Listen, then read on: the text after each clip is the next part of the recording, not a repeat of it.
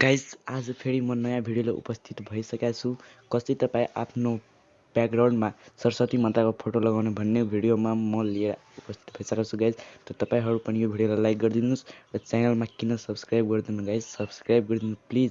तपाईँहरू not subscriber 78% देखिरहेको छु तर सब्सक्राइब गरेको छैन कसैले पनि, प्लिज सब्सक्राइब गरिदिनुहोस् गाइज। यो भिडियो बनाउनको लागि सबैभन्दा पहिलो काइनमास्टर ओपन गरेर यो प्लसमा एकचोटि ट्याप गर्न, त्यसपछि 9:16 क्लिक गर्नु होला।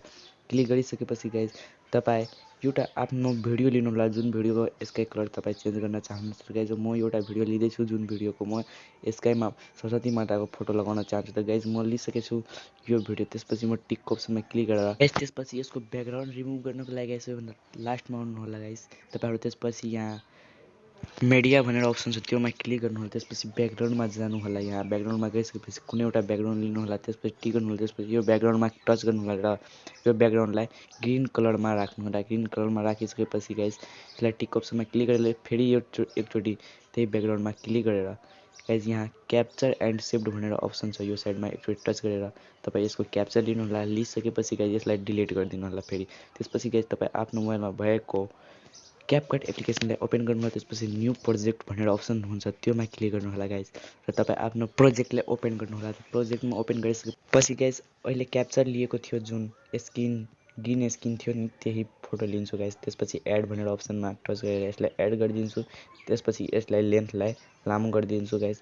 गरिसकेपछि गाइज तपाईँलाई फेरि ओभरली भनेर अप्सन आउँछ, त्योमा एकचोटि क्लिक गर्नु होला। यहाँ सबैभन्दा तल तपाईँलाई ओभरली भनेर अप्सन दिएको छ, त्योमा एकचोटि टच गरेर तपाईँ त्यो भिडियोलाई जुन भिडियोलाई ब्याकग्राउन्ड रिमुभ गर्न चाहन्छु त त्यसलाई लिनु होला। त्यसपछि एड ओभरलीमा गएर म एउटा भिडियो लिन्छु जुन भिडियो काइनमास्टरमा ओपन गरेको थियो त्यही भिडियो लिएर यसलाई एड गरिदिन्छु गाइज। यसलाई त्यसपछि जुम गर्छु हल्का। जुम गरिसकेपछि गाइज सबैभन्दा तल तपाईँले एउटा अप्सन मिल्नेछ कि यसलाई पनि म हल्का लामो पारिदिन्छु। जति लामो मेरो भिडियो छ त्यति लामो नै राख्छु यसलाई पनि। त्यसपछि गाइज तपाईँलाई यो सबैभन्दा तलको भिडियोमा तपाईँ एकचोटि टच गर्नु। त्यसपछि सबैभन्दा तल तपाईँले एउटा अप्सन मिल्नेछ रिमुभ ब्याकग्राउन्ड भनेर अप्सन दिएको हुन्छ, त्यसमा तपाईँ टच गरेर यसको ब्याकग्राउन्ड रिमुभ गर्नु होला। त्यसपछि मेरो ब्याकग्राउन्ड रिमुभ भइसकेको छ गाइज। त्यसपछि तपाईँले एक्सपोर्ट गर्नु होला। यहाँ गएर सबैभन्दा माथिमा गएर तपाईँ एक्सपोर्ट गरिदिनु होला। यहाँ गएर तपाईँ एक्सपोर्ट गर्नु होला यो भिडियोलाई। एक्सपोर्ट गर्नको लागि एकचोटि टच गर्नु होला। त्यसपछि तपाईँको भिडियो एक्सपोर्ट हुँदैछ गाइज।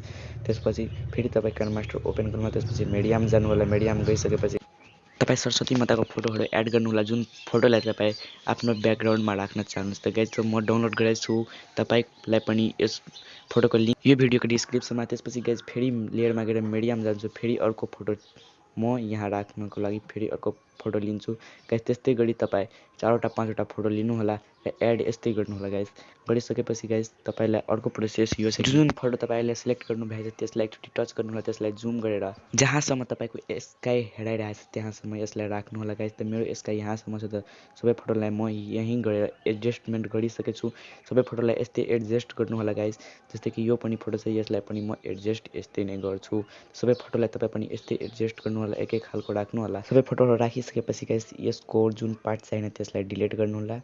त्यसपछि गाइज फेरि लेयरमा गएर तपाईँ मिडिया भनेर अप्सन हुन्छ त्योमा जानु होला। मिडियामा गई भिडियोको ब्याकग्राउन्ड अहिले रिमुभ गर्नु भएछ तपाईँ क्यापकटमा, त्यहीलाई तपाईँ यहाँ सेलेक्ट गर्नु होला। गरिसकेपछि गाइज यसलाई फुल स्क्रिनमा गर्नु होला। गरिसकेपछि गाइज यो भिडियोमा एकचोटि टच गर्नु होला र गाइज तपाईँलाई सबैभन्दा तल एउटा क्रोमा की भनेर अप्सन आउँछ, त्यसलाई इनेबल गरिदिनु होला। इनेबल गरिसकेपछि यसलाई एडजस्टमेन्ट गर्नु होला। यहाँ योमा फर्स्टको अप्सनमा तपाईँ 50 राख्नु होला गाइज। 50 राखेपछि यो भिडियो तपाईँलाई राम्रो हेर्नको लागि मिल्नेछ। त्यसपछि टिक अप्सनमा क्लिक गरेर तपाईँको भिडियो एकदमै कम्प्लिट भइसकेको छ गाइज। तपाईँलाई यो भिडियो कस्तो लाग्यो तपाईँ लाइक गरिदिनु होला र च्यानलमा नयाँ छ भने प्लिज सब्सक्राइब गरी यो भिडियोको तल कमेन्ट पनि गरिदिनु होला कि यो भिडियो तपाईँलाई कस्तो लाग्यो र कुन टपिकमा तपाईँलाई भिडियो चाहियो गाइज। यो भिडियो बनाउनको लागि जति पनि मेटेरियल म युज गरेको छु सबैको लिङ्क तपाईँलाई डिस्क्रिप्सन बक्समा मिल्नेछ।